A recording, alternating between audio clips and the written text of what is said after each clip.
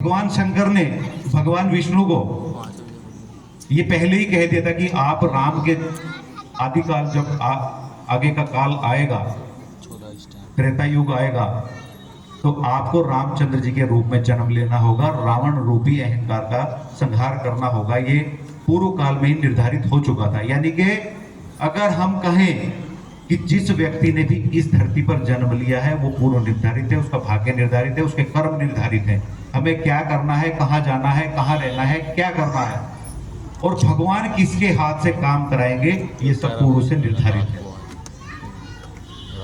रावण इतना ज्ञानी था, लेकिन जब उसके अंदर अहंकार आ गया, वैसे रावण की कहां से क्या शुरुआत में अगर बताने लगूं तो उसमें समय ज्यादा लग जाएगा। मुझे इसके बारे में पूरी जानकारी है, लेकिन मैं ज्यादा ना ऊपर से बताते हुए रावण बहुत अहंकारी हो गया था।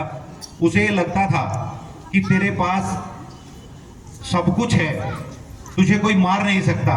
और उसने जब वचन लिया था महादेव से कि अगर मृत्यु होगी तो केवल इंसान और वानर ही तुझे मार सकते हैं, इसलिए भगवान विष्णु ने मनुष्य के रूप में अवतार लिया और उन्होंने जो सहायता ली वो वानरों से ही सहायता ली। रामायण से, रामचरितमानस से हमें यहाँ से क्या लेके जाना चाहिए? हमें यहाँ से चार भाइयों का प्रेम लेके जाना चाहिए कि भाइयों का प्रेम हो तो प्रेम ऐसा होना चाहिए। हमें यहाँ से अगर पिता ने आज्ञा की कि बेटे को वन में जाना है तो बेटे ने सहज स्वीकार किया, वो वन को चला गया। हमें पिता की आज्ञा माननी चाहिए। और माता सीता, जब केवल राम जी को वन में जाना था तो माता सीता भी साथ गई, उन्होंने पत्नी का फर्ज निभाया। यानी कि हमें पत्नी का फर्ज कैसे निभाना है वो हमें यहाँ से सीख के जाना चाहिए।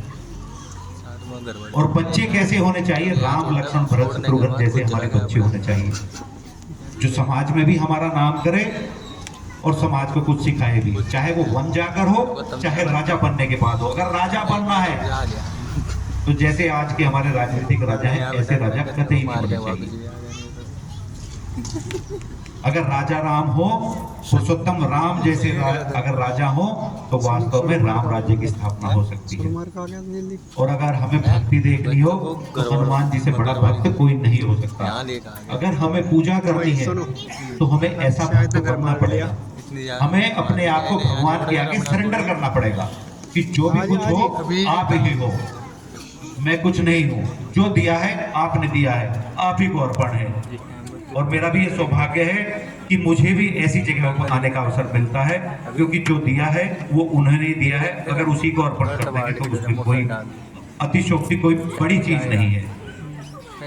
ये तो हमारा सौभाग्य है कि आपकी कमेटी के द्वारा हमें यहाँ बुलाया गया, आप लोगों के बीच में बुलाया गया, ये हमारा सौभाग्य है। और वास्तव में हमें यहाँ पहाड़ के लोग रहते हैं, वहां पर आकर तो ऐसा लगता है जैसे भगवान के लोगों के बीच आ गए, क्योंकि पहाड़ के लोग, तो कोई बद्रीनाथ जी में रहता है, कोई गंगोत्री में रहता है, कोई यमुनोत्री में रहता है, कोई केदारनाथ जी में रहता है, और वहां के लोग यहाँ रहते हैं। तो ऐसा लगता है कि भगवान ने अपने दूतों को यहाँ भेज रखा है और हम उनके बीच में आए हैं, तो हमें बहुत ज्यादा खुशी यहाँ पर आकर होती है। मैं आप पूरी कमेटी का बहुत बहुत धन्यवाद करता हूँ। आपके द्वारा मुझे यहाँ पर हर वर्ष बुलाया जाता है। हमारी तो ये कोशिश रहती है कि जितना ज़्यादा से ज़्यादा हो हम अपने लोगों के बीच में पहुंच पाए, और भगवान का जो संदेश, आप लोग जो संदेश देते हैं, हम लोग भी वही संदेश जनता तक पहुंचा पाए। आप सभी का पुनः बहुत बहुत धन्यवाद। धन्यवाद मुख्य अतिथि महोदय।